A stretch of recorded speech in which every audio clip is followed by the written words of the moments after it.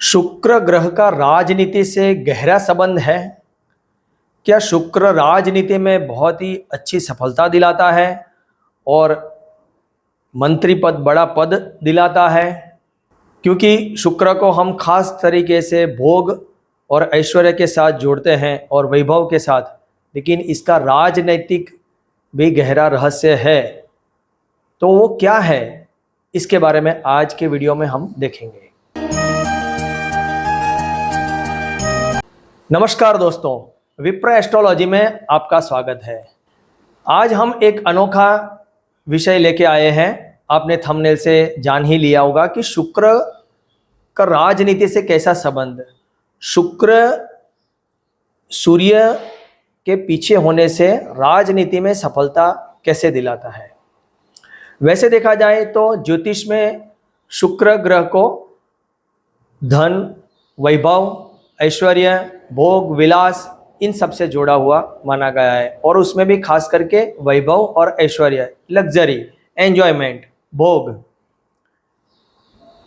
किंतु मैंने बहुत सारी किताबें पढ़ी और कुछ किताबों में भी मैंने ये मेरे पढ़ने में आया और मैंने थोड़ा उस पर रिसर्च भी किया। तो आज का ये जो टॉपिक है वो रियली सरप्राइज है कि जो शुक्र है वो राज सत्ता में सफलता दिलाता है। वो किस तरह से दिलाता है, इसको हम समझने का इस वीडियो में प्रयास करेंगे। और वो भी आज के वीडियो में हम इसको कम से कम 8 एग्जाम्पल के साथ देखेंगे। हम 1-2 नहीं किंतु 8 एग्जाम्पल देखेंगे, ताकि आपको भी लगेगा कि नहीं, ये बात में कुछ दम है, सही है। अब हम थोड़ा साइंटिफिकली देखते हैं जो एस्ट्रोनॉमी। तो सोलर सिस्टम में, सौर मंडल में सूर्य के बाद सबसे पहले उसके नज़दीक है बुध, उसकी भ्रमण कक्षा है, और उसके बाद तुरंत शुक्र की, और उसके बाद हमारी पृथ्वी आती है। तो सूर्य, बुध और शुक्र आप किसी भी कुंडली में देखिए तो करीब करीब ये तीनों साथ में ही होंगे, या 1-2 घर आगे या 1-2 घर पीछे होंगे, उससे ज़्यादा दूर नहीं होते। या तो तीनों इकट्ठा होते हैं, या तो कई बार सूर्य बुध साथ में होते हैं, शुक्र आगे पीछे होता है, या तो सूर्य शुक्र साथ में होता है, बुध आगे पीछे होता है, या बुध शुक्र साथ में होता है, सूर्य थोड़ा आगे पीछे होता है। कहने का मतलब यह है कि ये जो बुध और शुक्र, ये जो 2 ग्रह है, वो सूर्य से 2 घर आगे मैक्सिमम जा सकता है या 2 घर पीछे रह सकता है। उससे ज़्यादा दूर आपको कभी किसी भी कुंडली में देखने को नहीं मिलेगा। अगर आपने किसी भी कुंडली में सूर्य से चौथे घर में बुध या शुक्र को देख लिया, या पीछे में अगर देखिए कि बुध या शुक्र से चौथे घर में सूर्य को देख लिया, तो समझ लेना कि ये फेक कुंडली बनाई हुई है, किसी ने गलत बनाई हुई है। क्योंकि वो उसकी भ्रमण कक्षा ऐसी है और उसकी जो घूमने की जो क्षमता है वो भी उतनी फास्ट है, और उनकी नज़दीकियाँ ऐसी है। उसके डिटेल में हम अभी नहीं जाना चाहते हैं, किंतु हम आज के विषय पर आएंगे। तो ये जो शुक्र है वो कभी सूर्य से आगे होता है, कभी सूर्य के साथ, कभी सूर्य के पीछे। अब आते हैं मेन पॉइंट पर कि हमारी काल पुरुष की कुंडली में शुक्र का सबसे उत्तम स्थान बताया गया है 12वां भाव, जो भोग है और मोक्ष भी है, किंतु भोग भी है। जहां पे काल पुरुष की कुंडली में 12वें भाव में मीन राशि आती है, और वहां शुक्र उच्च का होता है और गुरु की स्वयं की राशि है। तो मोक्ष इसलिए है कि गुरु आ गया तो मोक्ष दिलाएगा, शुक्र आ गया तो उच्च का होकर वो भोग दिलाएगा। तो भोग किसको दे रहे हैं? पहले भाव। पहला भाव कौन है? आप स्वयं है, लग्न है, लग्न यानी आप स्वयं। और भोग किसको चाहिए? शरीर को चाहिए। तो ये प्रथम भाव को वो बहुत ही सपोर्ट कर देता है, बहुत ही एकदम बलवान बना देता है, या फिर उसको कहे कि उसके अंदर एक प्राण डाल देता है कि भोग देता है, ऐश्वर्य देता है, वैभव देता है। तो शुक्र की यही जो एट्रीब्यूट है, उसी को अगर हम देखते हैं कि शुक्र किसी भी ग्रह के पीछे वाले हाउस में है, तो उस ग्रह को भी बलवान मिलेगा, बल मिलेगा, और उस हाउस को भी बल मिलेगा। यानी कि मान लो कि शुक्र अगर आपकी कुंडली में 3रे भाव में है और चौथे भाव में आपका मंगल है, तो मंगल आपका एकदम स्ट्रांग हो जाएगा। चौथे भाव से जो मंगल चाहे नीच का भी हो तो भी आपको शुक्र उसके आगे पीछे वाले हाउस में यानी तीसरे भाव में होने से उसका इतना सपोर्ट मिलेगा, इतना उसको बल देगा कि चौथे भाव के जो कारक हैं आपको गाड़ी, बंगला, मकान, तो ये सब बहुत बहुत आपको उसका लाभ होगा और उसमें आपको सहायता प्राप्त करेगा, आपको अच्छा मकान, वैभवशाली घर दिलाएगा। भाइयों के साथ अच्छे रिश्ते संबंध रहेंगे क्योंकि मंगल भाइयों का कारक भी है। आपके अंदर एक एनर्जी भी अच्छी रहेगी, एक जो बोलते हैं कि मंगल की जो ऊर्जा होती है, एक्टिव, बॉडी हाइपर एक्टिव रहता है, वो भी मिलेगा। सेम वे अगर शुक्र के आगे वाले हाउस में अगर मान लो कि चंद्र है या शनि है, तो उस भाव या उस ग्रह के कारकत्व को अपने आप बल दे देता है और उस भाव के भी फल अच्छे इंसान को मिलते हैं। अब यही हम सिद्धांत को आगे लेके जाते हैं कि सूर्य के, हमने थोड़ी देर पहले कहा कि शुक्र जो है वो सूर्य से आगे या पीछे होता है। तो अगर वो पीछे आ गया, एक हाउस पीछे, तो उसके आगे वाले हाउस में सूर्य है, तो सूर्य वैसे भी सौर मंडल में राजा है, शुक्र मंत्री है, गुरु भी मंत्री है, मंगल सेनापति है।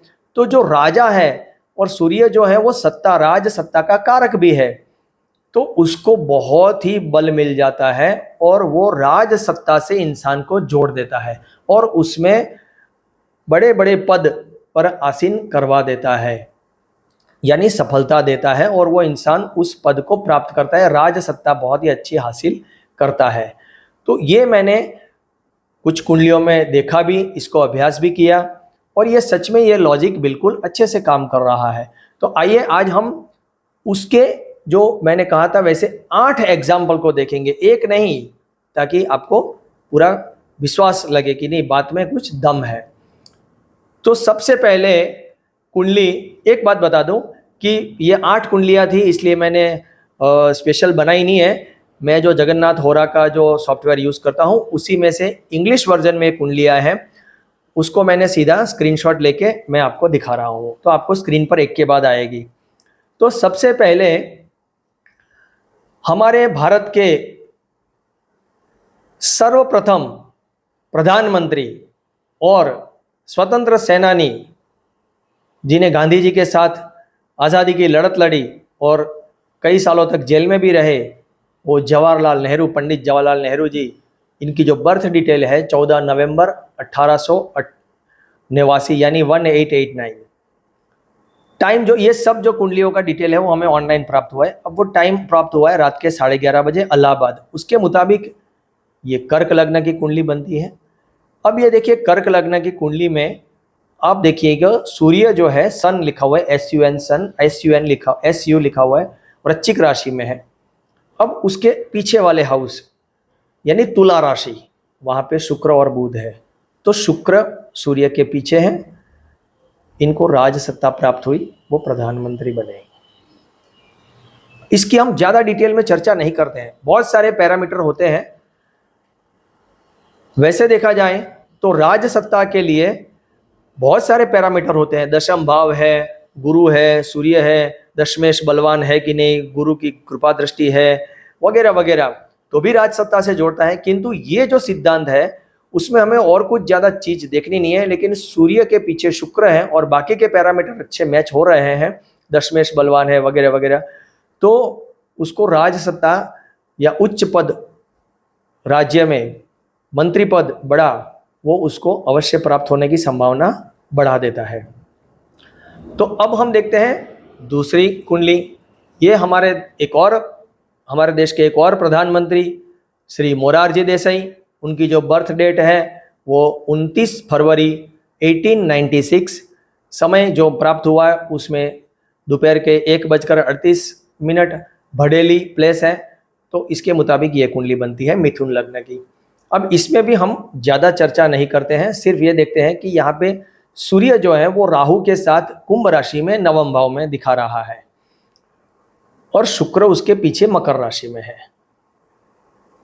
अब देखो टाइम किसी की कुंडली में सही नहीं होगा तो लग्न बदल जाएगा। कोई ऐसा नहीं होगा कि शुक्र उस दिन के टाइम बदल गया तो सूर्य के साथ चला जाएगा या सूर्य से आगे चला जाएगा या सूर्य वो आगे चला जाएगा और आगे चला जाएगा, ऐसा कुछ नहीं होता। सिर्फ लग्न बदलता है, चंद्र भी उसी राशि में रहता है। तो लग्न का फर्क आएगा। तो लग्न कोई भी हो, सूर्य कुंभ राशि में रहेगा, शुक्र यहाँ पे मकर राशि में ही रहेगा, यानी सूर्य के पीछे शुक्र है। ये हमारे प्रधानमंत्री। इसके बाद आते हैं एक और प्रधानमंत्री की बात करते हैं, जो मांडू प्रदेश के महाराजा थे, राजा साहब थे, विश्वनाथ प्रताप सिंह। अब इनकी जो बर्थ डिटेल ऑनलाइन से प्राप्त है वो 25 जून 1931 सुबह करीब 11:30 पौने 12 बजे इलाहाबाद। तो उसके मुताबिक आप देखिए ये कुंडली कन्या लग्न की बनती है और उसमें दसम भाव में सूर्य, क्योंकि दोपहर का अगर हम टाइम लेते हैं तो नॉर्मली दसम भाव में सूर्य आता है, सत्ता भाव में। तो समय जो भी हो, लग्न जो भी हो, लेकिन सूर्य यहाँ पे मिथुन राशि में है दसम भाव में, और उसके ठीक पीछे वृषभ राशि में शुक्र है, ये भी प्रधानमंत्री बने। इसके बाद एक और कुंडली हम देखते हैं, जो हमारे देश के और बहुत ही लोकप्रिय प्रधानमंत्री रहे, श्री अटल बिहारी वाजपेयी जी।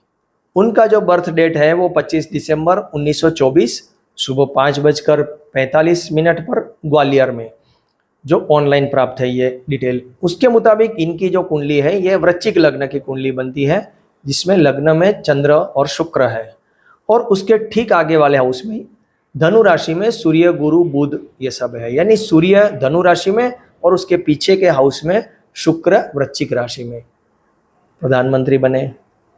उसके बाद और आते हैं एक और कुंडली, जो आज की बात करते हैं। हमारे आज के प्रधानमंत्री जो 12 साल से गद्दी पर बैठे हुए हैं, श्री नरेंद्र भाई मोदी। 17 सितंबर उनका बर्थ, 1950। अब सुबह 11 बजे का टाइम ले वो, या 9:30 बजे का लो, 10 बजे का लो, तो हम 11 बजे का लेते हैं। वडनगर उनका बर्थ प्लेस है। तो वृश्चिक लग्न की कुंडली बनती है। तो वृश्चिक लग्न की कुंडली में देखिए सूर्य जो है वो कन्या राशि में है, एकादश भाव में केतु और बुध के साथ, जबकि शुक्र जो है वो सिंह राशि में उसके पीछे वाले हाउस में शनि के साथ है। तो सूर्य के एक हाउस पीछे शुक्र। उससे पहले वो 12 साल गुजरात के मुख्यमंत्री रहे और 12 साल से प्रधानमंत्री है, राजसत्ता। उसके बाद हम आते हैं अभी अभी जो चुनाव हार चुकी हमारी दीदी और बहुत ही एग्रेसिव नेता ममता बनर्जी, जिन्होंने यहाँ पे 15 साल राज किया, बंगाल पे 15 साल राज किया, ममता बनर्जी। इनका जो है बर्थ डिटेल 5 जनवरी 1955, समय परफेक्ट नहीं है, हम दोपहर का समय ले लेते हैं, और कोलकाता प्लेस। तो मेष लग्न की कुंडली बनती है, आप देख रहे हैं। अब उसमें देखिए नवम भाव में सूर्य दिखा रहा है, राहु है और बुध है धनु राशि में, जबकि पीछे अष्टम भाव में वृश्चिक राशि में शुक्र है। तो यहाँ पर भी सूर्य के एक हाउस पीछे के हाउस में शुक्र, ये आप देख सकते हैं। उसके बाद हम आते हैं, ये सब रिसेंट इवेंट भी हम देख लेते हैं कि वो हार गई चुनाव। तो अभी बंगाल में बीजेपी की गवर्नमेंट आ गई, कौन बन गया मुख्यमंत्री? शुवेंदु अधिकारी। शुवेंदु अधिकारी, उनकी जो बर्थ डिटेल ऑनलाइन अवेलेबल है 15 दिसंबर 1970, और बर्थ प्लेस है करकुली। हमारे पास समय परफेक्ट नहीं है, दोपहर का समय लेते हैं। तो मीन लग्न की ये कुंडली बनती है।